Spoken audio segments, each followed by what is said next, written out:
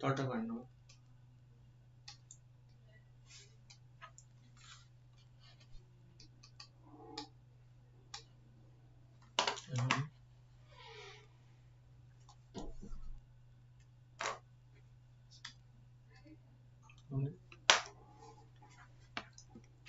Sir, border survey.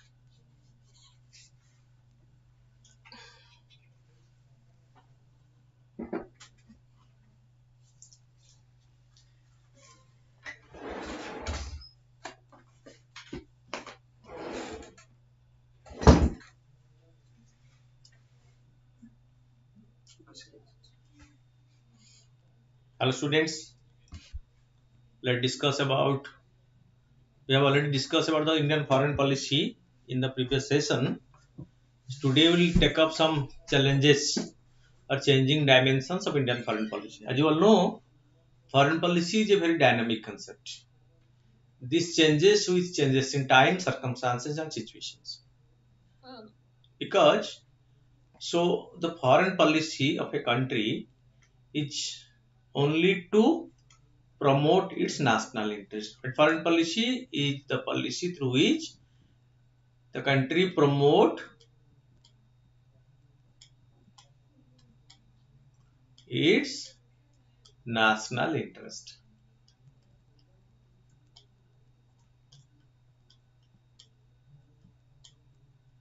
So as the concept of national interest changes, so the foreign policy also underwent changes.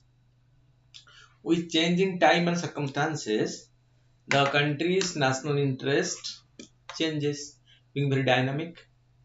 As the national interest changes, so the approaches in foreign policy of a country underwent simultaneous changes.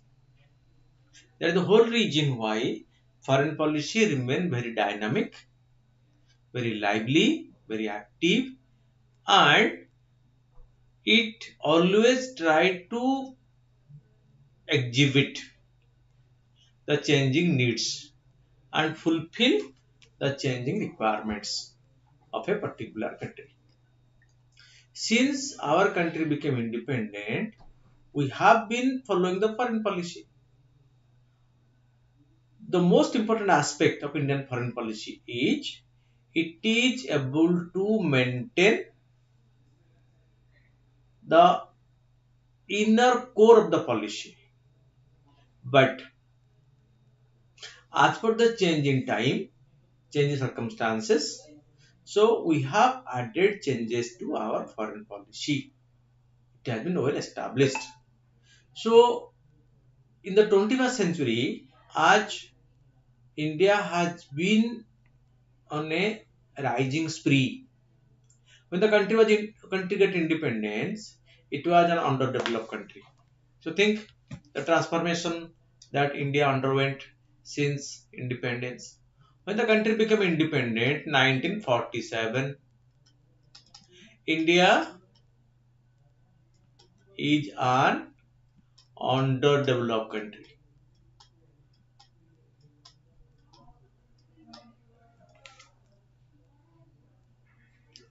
So subsequently, by the end of the last millennium, so 2000, so India emerged as a developing country.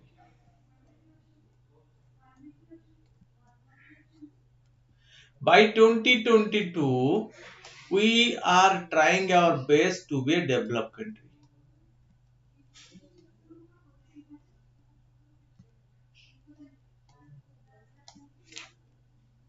So, as per the changing time, so our foreign policy need to be changed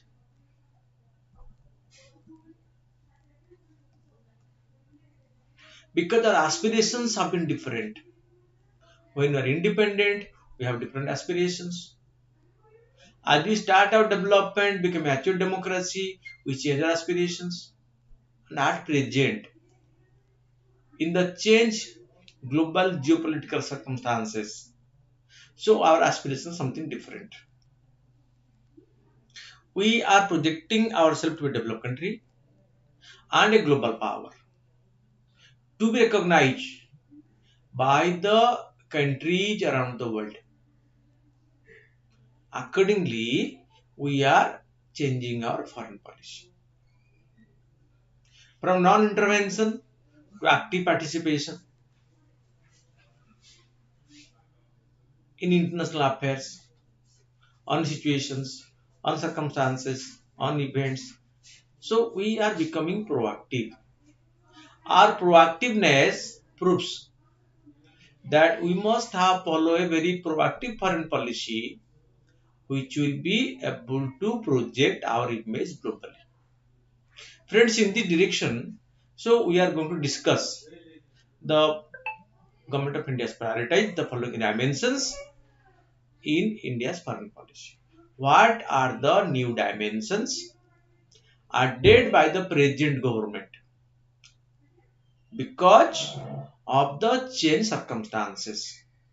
So, our foreign policy can maintain its liveliness, its proactiveness, and India will be able to establish itself as a country to be recognized globally for its role, for its position, for its status, for its approach to international issues, for its care and concern for the global community. That is what. Let's see the dimensions what has been added to our foreign policy under the changing circumstances. So, what are the dimensions to our foreign policy? The first is prioritizing integrated neighborhood policy, popularly known as the policy of neighborhood first. You know, we can change our friends. A very old saying. We can change our friends, but we cannot change our neighbors. Neighbors are by destiny. They were there before we came. They will be there before we after our departure. In case of individuals, similarly for the country, the neighbors have a very good importance, a big importance, because a country cannot choose its neighbors who will be in its neighborhood. This cannot be selected by a country. Country cannot select. Fine, but we can change our approach towards our neighbors. Since independence, India follow a policy of Panchashila. What policy? The policy of Panchashila.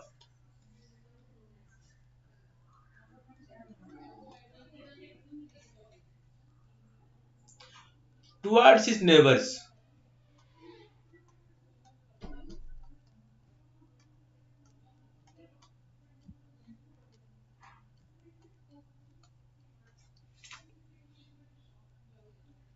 the policy of Panchashila towards its neighbors. Peaceful cooperation, coexistence, non-interference, mutual respect. And this policy of Panchashila has been accepted by UNO to be followed as global principles in foreign relation among countries for peaceful coexistence, for cooperation. Fine. So the policy of neighborhood first is not new, but the name has been given new. We are very caring towards our neighbors, especially because in India's immediate neighborhood, there are so many small countries. Nepal, Bhutan, Maldives, very small in comparison to India.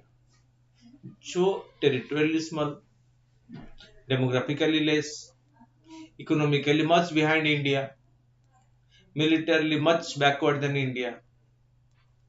They always depend upon India for to fulfill the requirements, even of food grains. Many of these countries' economy are integrated with Indian economy. And since independence, we are carrying those countries and caring for them. We are carrying them, but at times we have experienced shock in their behavior.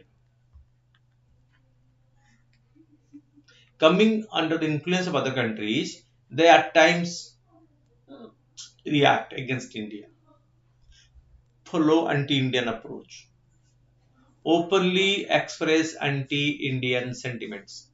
Still, we follow a policy of brotherhoodness, behave like the elder brother, big brother to them.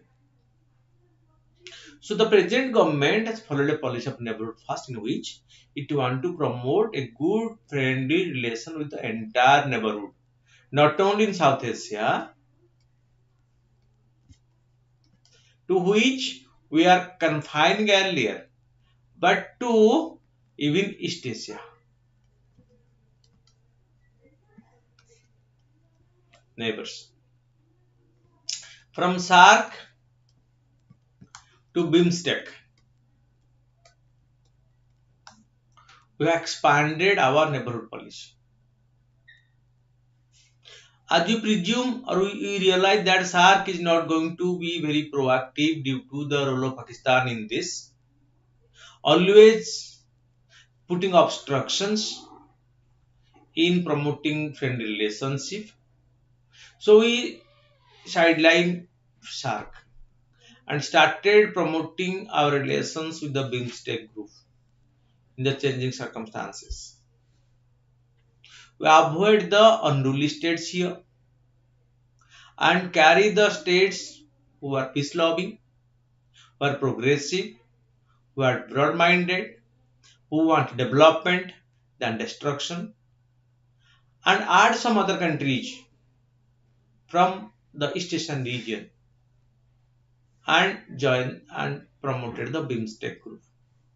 Bay of Bengal Initiative for Multi-Sectoral Technical Economic Cooperation.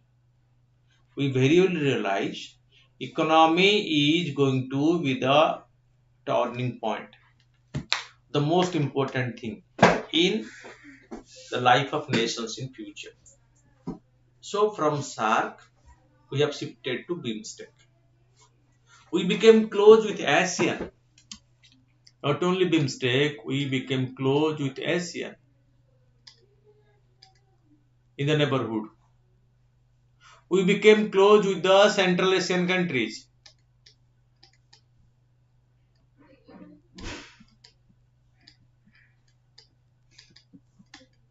This is our neighborhood first policy. And in this policy, we try to promote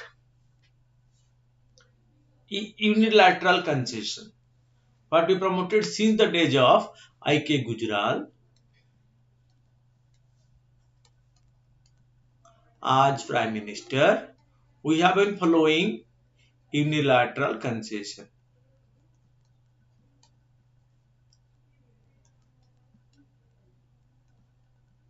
Without reciprocity.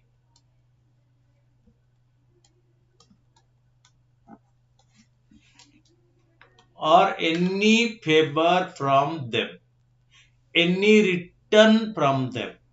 We go on granting them benefits, supports in whatever possible way we can as per their requirement. Fine. So we believe in a friendly neighborhood, a peaceful neighborhood, because it will ensure progress. Not only of the neighborhood, but our own progress. Because my neighbors are peaceful, peace loving, good. So no conflict with each other. And in a condition of peace and stability, progress will be faster. Progress will be faster in a conditions of peace and stability. Fine. That is the policy of the first one. So the changing dimension is the policy of neighborhood first. Moving to the next, it is leveraging international partnership to promote India's domestic development.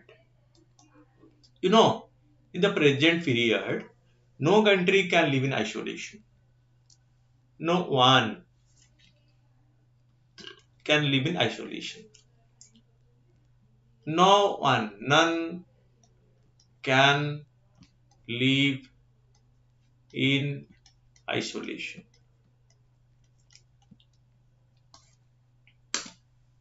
So the era partnership. Through international partnership, we can promote domestic development. In almost all the sphere, from agriculture to space, we need cooperation, partnership from other countries, and that will definitely facilitate our domestic development. Take example of agriculture. So in the changing period of water scarcity, we have the technology demonstration in the form of drip irrigation system. What is this? The drip irrigation. So government has a policy per drop more crop. But this technology we get from Israel, agriculture. We import fertilizers from abroad. And from the best of agriculture to space research. Our Chandrayaan, our Mangalayan, our Gaganayan have all foreign links. We get technology support from other countries' space agencies in our space program. In Chandrayaan and Mangalyaan, we have substantial foreign participation. So what I mean to say, so international partnership is being promoted by India for its own domestic development. One more area I'll highlight. So India is an energy scarce country. We import fossil fuel, we import coal, we import petroleum, we import uranium from other countries. But from mere buyer-seller agreement, we have been trying to promote it to joint exploration, joint partnership in exploring oil, exploring minerals, and joint exploration and joint control over the oil fields, gas fields, and coal mines. We have promoted the ISA, International Solar Alliance. You all know? Okay. Which is an association of more than 100 countries. To be the future, to ensure future energy security around the world in general and in India in particular. So, the second point, leveraging international partnership to promote India's domestic development. Each a new dimension in our foreign policy. The third one, ensuring a stable and multipolar balance of payment in the Indo-Pacific. Since India became independent, we have witnessed the global power equilibrium. From a bipolar world, the world became multipolar. And it was a bipolar world.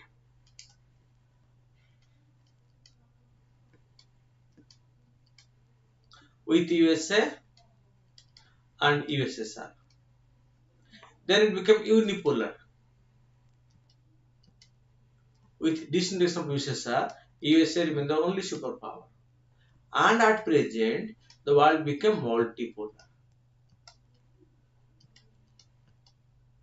With multiple power centers emerging around the globe. Country becoming militarily powerful, economically strong, technologically advanced. So the world has been transformed from bipolar to unipolar to multipolar. And India always is in favor of a multipolar world. No one is so powerful. No one will be dictating. No one is so weak to follow the commands of others only. All are sovereign countries. All have equal say.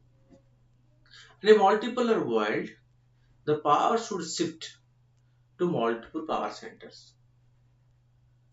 From Europe, North America, to Asia, to South America, to Africa. Because in every region, there are countries who are at par with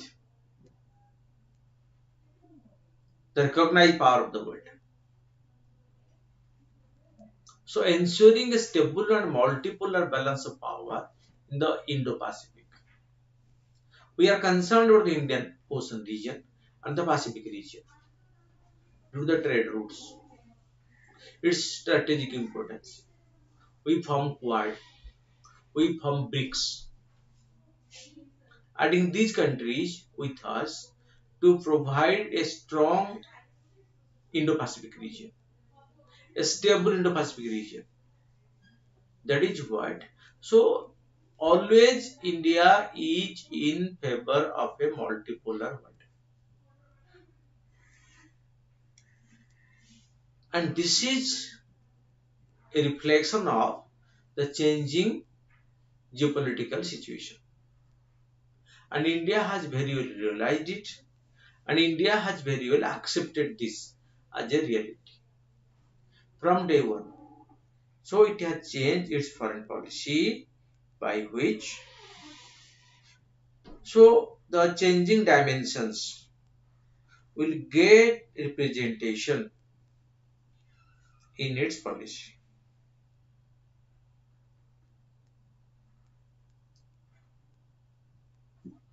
Am I clear?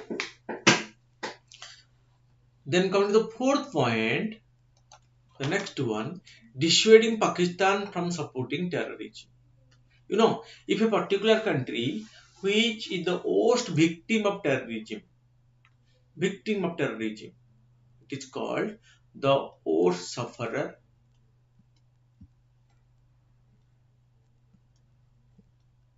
or victim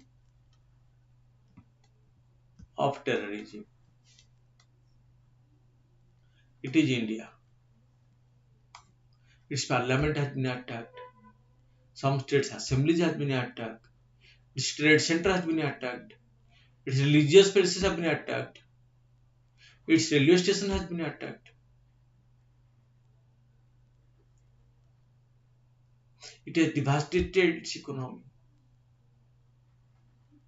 And some countries like Pakistan are promoting terrorism inside India, which we popularly called as cross-border terrorism.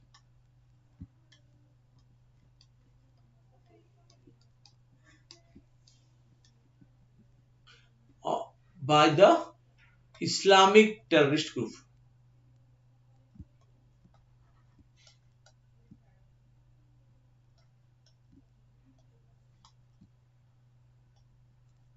Islamic terrorist groups.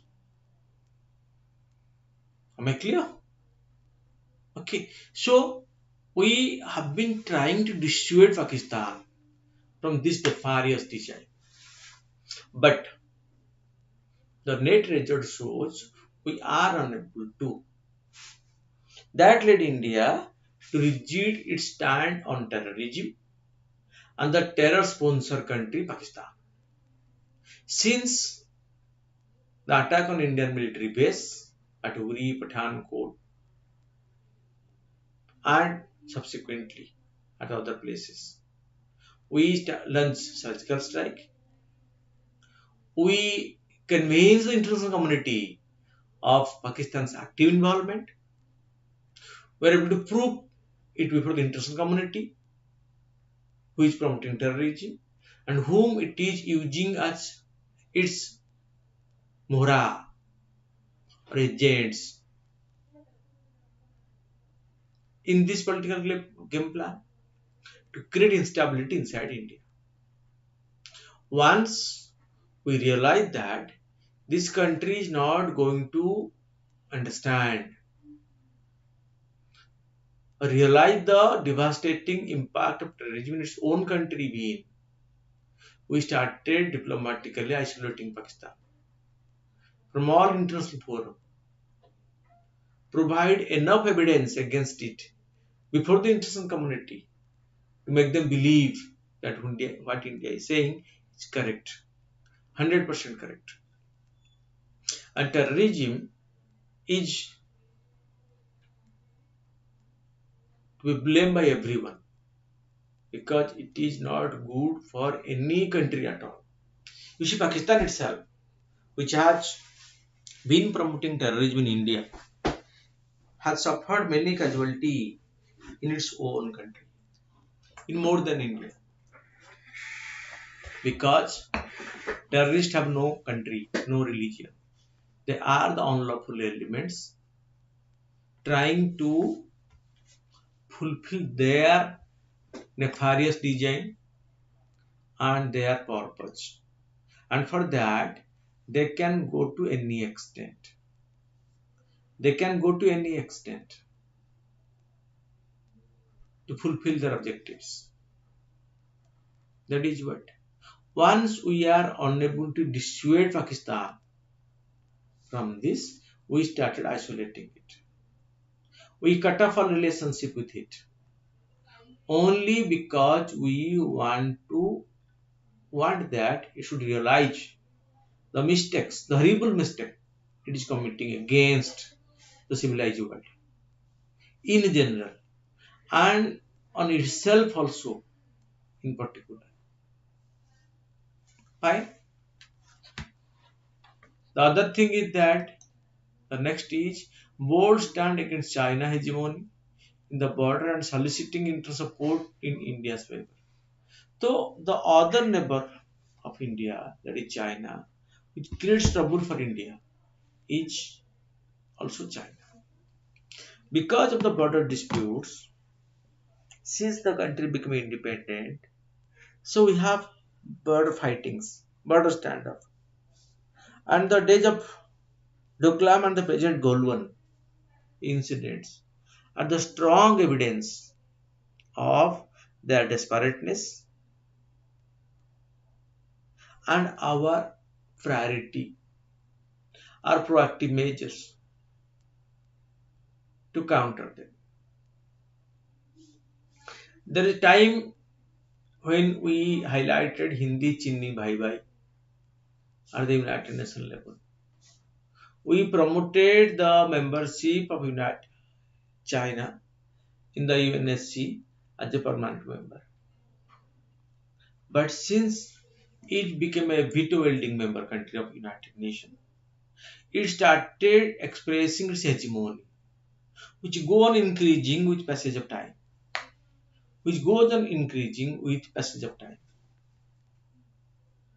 and we failed in that. as we felt in that, okay, so China feel that India is weaker, I can attack and take the territory, but we always try to checkmate it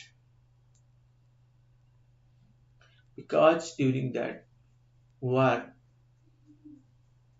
in the past, when China, America, and the American countries were with Pakistan, with Russia support and our own level of confidence and cooperation and proactive action, we are able to overcome the situations very quickly. But at present, a country like China, which has been promoting cross-border terrorism along with Pakistan and trying to be hegemonic in the global situation, so it needs to be changed with global intervention, proactive measures. Okay, so that is the point is bad bold stand against China hegemony is another strong hegemony in the border and soliciting internal support in Indian favor is a big achievement for India because although China is able to means overcome the topic discussed against it at the United Nations many times because it is a permanent member with veto power, but still we are able to put legal moral pressure on Pakistan, on China to dissuade it from following some policy which will be more pro-Indian. That is a factor. Then the last one is advancing Indian representations and leadership on matters of global importance. You see, coming to international financial institutions or international political institutions, they need reforms like the United Nations in general and United Security Council in special. And coming to other countries, we should be very proactive in this. India's representation and leadership at the global institutions, global governance has been highly acclaimed, and in future this is going to get more mileage for India. That is what. Okay. So this is the changing dimensions of Indian foreign policy and what the framers have done. So the for the fulfillment of these policies. In each case, it is important to assess the NGOs. So the progress made by the current government through different diplomatic track one diplomacy, track two diplomacy involving NGOs, civil societies, government authority, diplomats, from the ministers, diplomats to the NGOs. But it is not improving. In each case, the importance of to access the progress made by the central government, the setback experience, and the long-term structural changes that will continue to confront India. We have been trying our best, but still challenges are there. The challenges will continue to be in future because we cannot expect any miracle to happen in strengthening the relationship. But steps have been taken proactively. Neighborhood first improving connectivity, mitigating nationalism. Fine. Through connectivity, we want to develop close rapport, close interaction, regular contact with our neighborhood.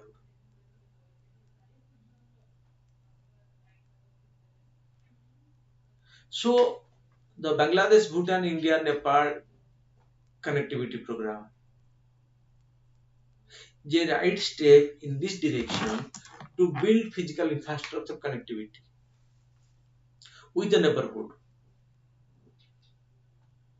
And this connectivity will not only lead to people from one country moving to the other, rather movement of goods, close interaction, which will be beneficial for all on reciprocal count. Not only this, we have used technology like the South Asian satellite, which India has launched. Being a proactive player in the space domain and much advanced and advantage than other countries.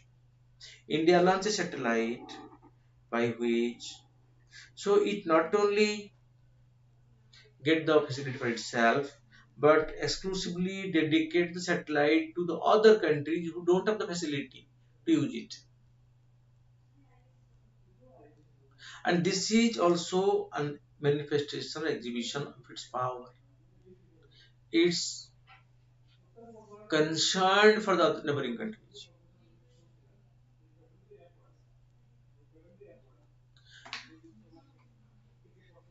Signing up a land swap with Bangladesh, resolving 70-year-old political and humanitarian issue.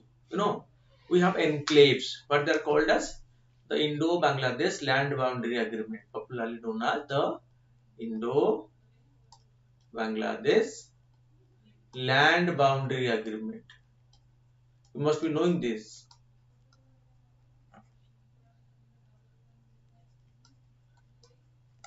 So we have 111 enclaves inside Bangladesh, and they have 51 enclaves inside India. So we exchange them. The people of the enclaves, they were not getting the benefit of the citizenship in the respective country where they are staying.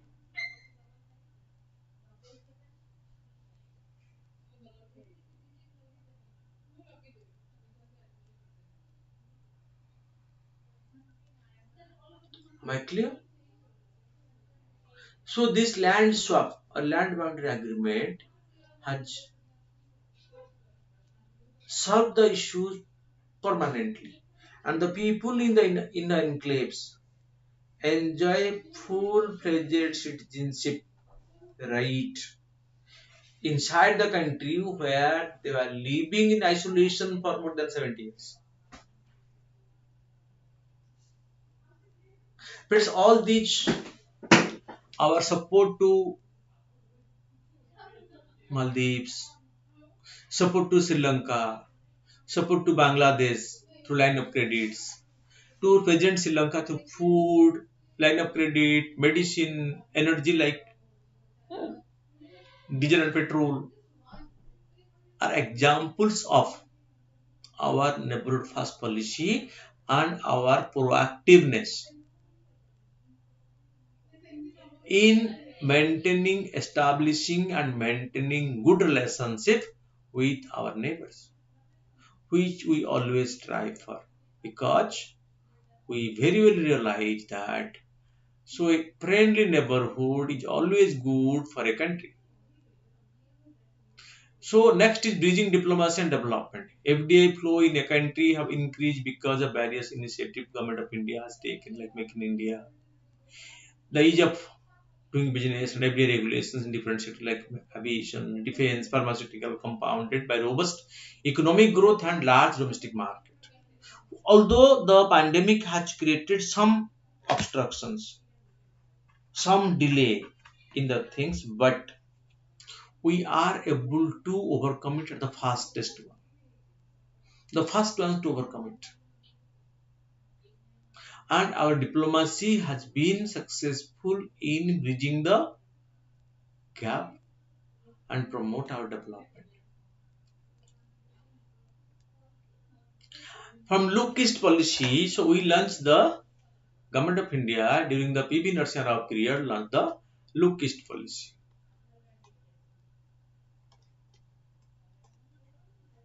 to build our lust relationship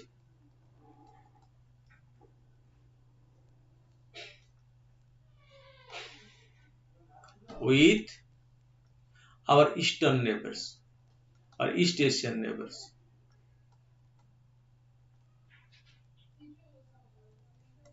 So at present, we have changed it from lookist to actist, be more proactive. We have signed the we have signed the missile technology control regime agreement. We have keenly trying to be join the nuclear supplier group. We have from the Quad group. We from the BRICS across the continents. So these are all our policy in the right direction to take India to the next stage of its global position. From a country of snake charmers to a country of robot. From agriculture to space. We provide vaccines under Vaccine Maitri and the Gavi and COVAX initiative to the international community and help them save their life of millions. That is what India is. And the new dimensions in Indian foreign policy is the process of both engaging and isolating Pakistan despite repeated provocations. See friends here. So the process of both engaging and isolating Pakistan despite repeated provocations would be long, frustrating and politically unpopular at home. But as long as domestic pressure can be navigated, India's continuing bilateral engagement with Pakistan, surgical strike, interrupts in diplomatic relations, efforts of internationally isolating it and is offering a viable alternative model of South Asian engagement with BIMSTEC than SARC, remain the only real prospect for resolving Pakistan problem on India's terms. More importantly, India's constant willingness to engage has kept the United States and others from injecting themselves in the region. You must be able to recollect in the recent past when Trump was the president of USA. He wanted to mediate between India and Pakistan, like the previous American president, who at times expressed their willingness to mediate, but we politely denied any resolution or any conflict between the two sides to resolve as per the Simla agreement bilaterally without third party mediation. That is what we stick to. And the last one is India as a leading power, rising ambition. So India is no more a country of snake charmers. It is a rising power, fastest growing economy, large market, the number one importer of defense equipments, a defense spending country, defense imports. Participation at almost all the level, from United Nations to WTO climate conference, almost all. Active member of G20, that are BRICS, that are Quad. So with these things, India want to establish itself. And what has been added to this is the present strong leadership under Prime Minister Modi. It has brought a new role for India, a changing dimensions of India's role. The diplomatic initiatives, our vaccine diplomacy, our cooperation to the countries in need, in distress, our helping nature during pandemic. So all have proved ourselves as the country to be recognized. And this new approach in Indian foreign policy will no doubt lead one day India to be a recognized power. And that recognition will be so moto coming from the heart of the country. Because in this, India has no nefarious and selfish intention. It wants a world to win peace, cooperation, leading to all-round development of all the nations. Because we believe in the principle of Vasudhaiva Kutumbakam. That policy still imbibe Indian leaders in their foreign policy. Friends, this topic has enriched you about the changing dimensions of Indian foreign policy. How the situation has changed and how India has changed its foreign policy as per the changing requirement of the time. That's what it to be discussed. And we discussed that. Thank you for watching this. Be active participants.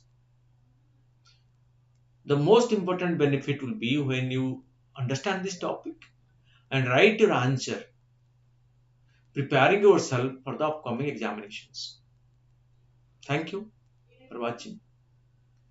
Be in touch, watch regularly to enrich and ensure your success. Thank you.